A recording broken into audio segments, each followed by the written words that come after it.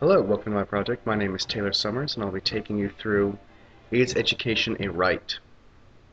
So, first slide, education and sales. So, one of the things that can happen with education is that inadvertently or um, on purpose, guidance counselors can sell students on education they don't necessarily need, which raises the company's bottom line but hurts students. So I'm trying to see how does that happen, when does it happen, and then if we had a free education system, would that be better? Would there be less of those things, less pitching of classes to students that they didn't need? Um, Next is supply and demand.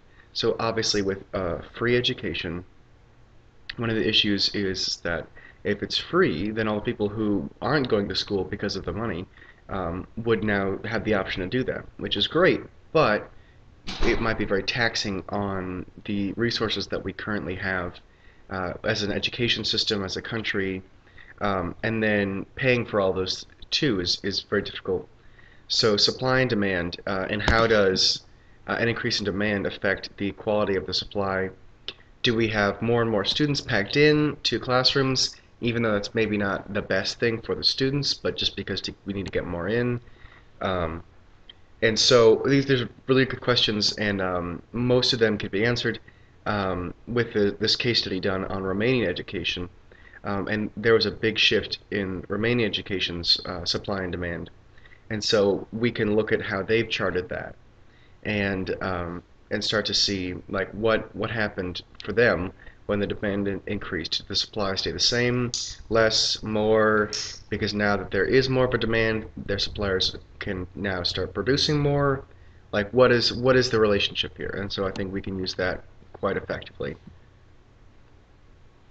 Um, while that's a really good example, it can be difficult to translate into the American education system, which is why I've looked up the Iowa Board of Education has just years and years and years of different enrollment information, and it's down to like ethnicity and like a financial bracket, and so it's really good to have something that is more accessible.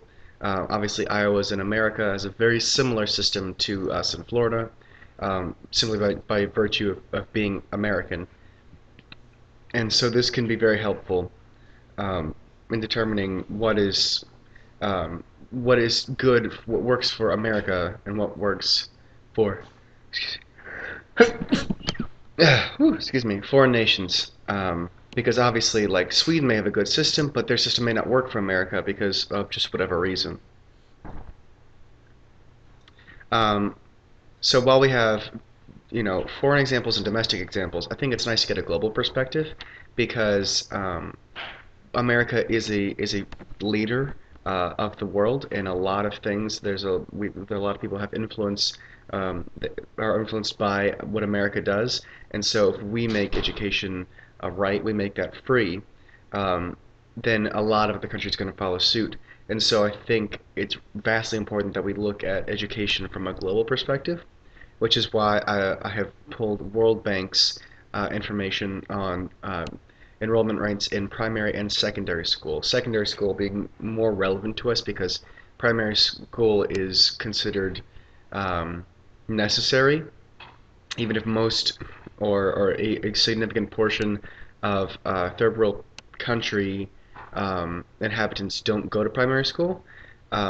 It's still considered like that's something you should do. Secondary school, there's really not nearly as much pressure to do it, and so that's is more of the field that I'm looking at.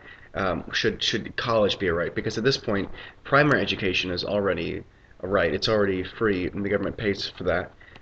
It's the secondary education that is really in debate on whether, should universities be for free, and so that is more that's more helpful for our purposes. But so World Bank definitely is an excellent and very reliable source. I'm really happy to have found that. All right, next slide.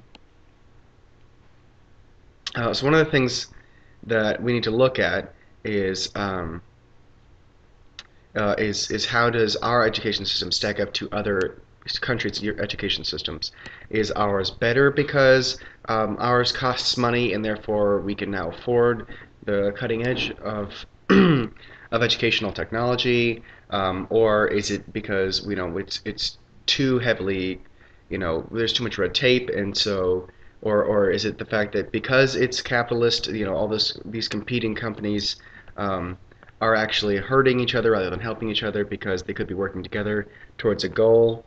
Well, how does our education system stack up compared to the rest of the world's? Um, and so I was able to find some information. And according to Students First, which is an organization that is hoping to make education across the board just better for students, says that America ranks 27th in education worldwide. Um, so I also wanted to take a look at and furthering into my other sources.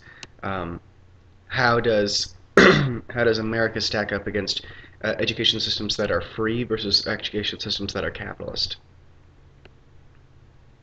Um, so I tried to look up some already existing free education systems. I found out there's actually a few of them in America. So this could be excellent examples to look at as like how does free education in America work? And the few places that it exists, how does it function?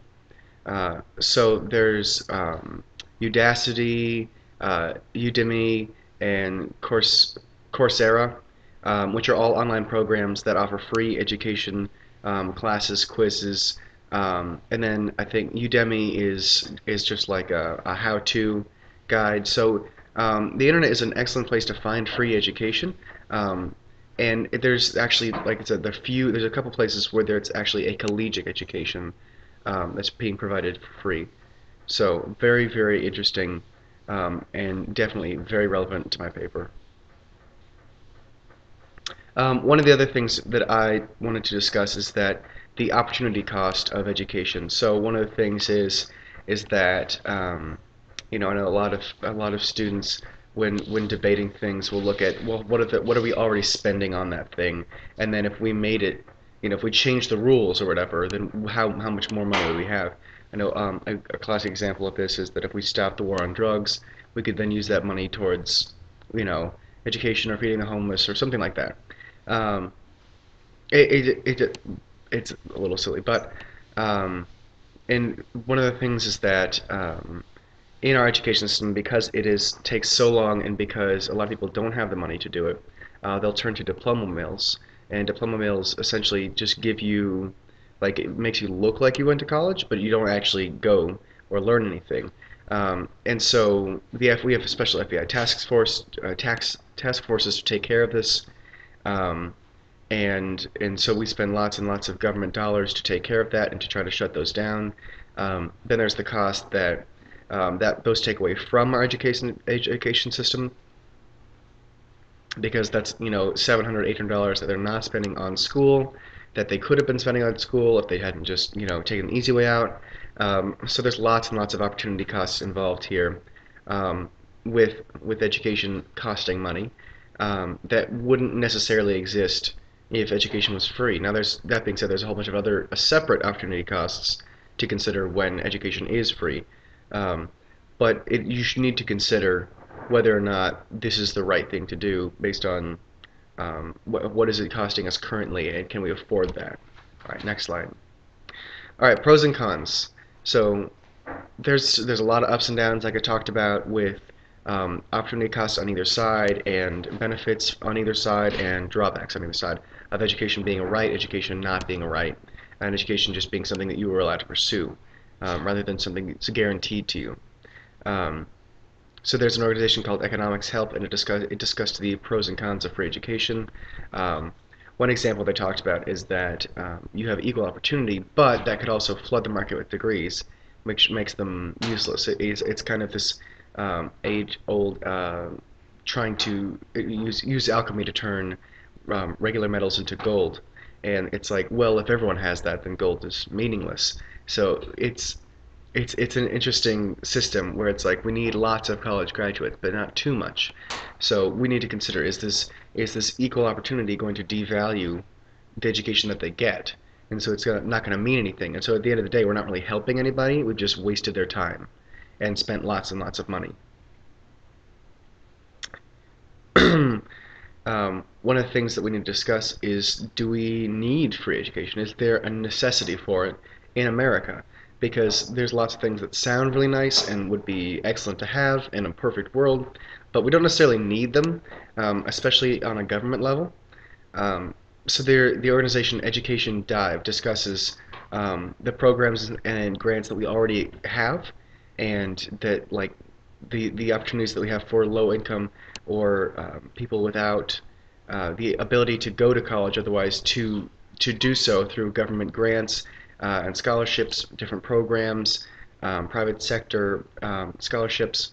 They also discuss a lot of the legal snags and just a lot of the things like hoops you have to jump through to get education fully legalized. All right, last but not least, we need to examine the cost per student in just a purely logistics standpoint, and how much is it costing us now per student, or how much is it costing the students per student now, because the students are paying for it. And then how much would it cost the government if we were to make education free? Does that cost per student go down because we're doing more students? Does it go up because we simply just don't have the resources? What's going to be happening? And so PolitiFact studied what countries spend per student compared to the U.S. And the U.S. already spends a lot. The U.S. is only outspent by 4 countries, so we're 5th in the entire world for what we spend per student.